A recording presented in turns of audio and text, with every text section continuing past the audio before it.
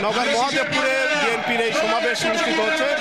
মহাদেবপুর বদলগাছি আসনের বিএনপির মনোনীত প্রার্থী ফজলে হোদা বাবুর পক্ষে বিএনপি সহ অঙ্গ সহযোগী যে সংগঠনগুলো রয়েছে সেই সংগঠনের নেতাকর্মীরাই মূলত এই সমাবেশে উপস্থিত হয়ে আগামী নির্বাচনে দলকে বিজয়ী করা, দলের পক্ষে কাজ করা এবং সমস্ত মতলক্ষ্য ভুলে গিয়ে এক কাতারে এসে আগামী নির্বাচনের জন্য বিপুল ভোটে দলকে জয়ী করা যায় এই বিষয়গুলো কিন্তু নেতাকর্মীরা আসলে কর্মীদের ভিতরে এক ধরনের ছড়ানোর চেষ্টা করছেন এবং দলমত নির্বিশেষে এক কাতারে এসে দলকে বিজয়ী করার যে মূল মেসেজ সেটি আসলে আজকের এই সমাবেশে জানান দেওয়া হয়েছে।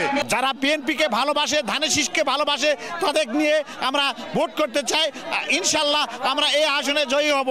আমরা সকলে ঐক্যবদ্ধভাবে বিএনপিকে আগামী দিনে জয়যুক্ত করে বাংলাদেশের ভূখণ্ডকে বিদেশিদের চক্রান্ত থেকে রক্ষা করার জন্য চেষ্টা করব। এখানে জনাব ফজলে হোদা বাবুলের বিকল্প আর দ্বিতীয় কেউ নাই।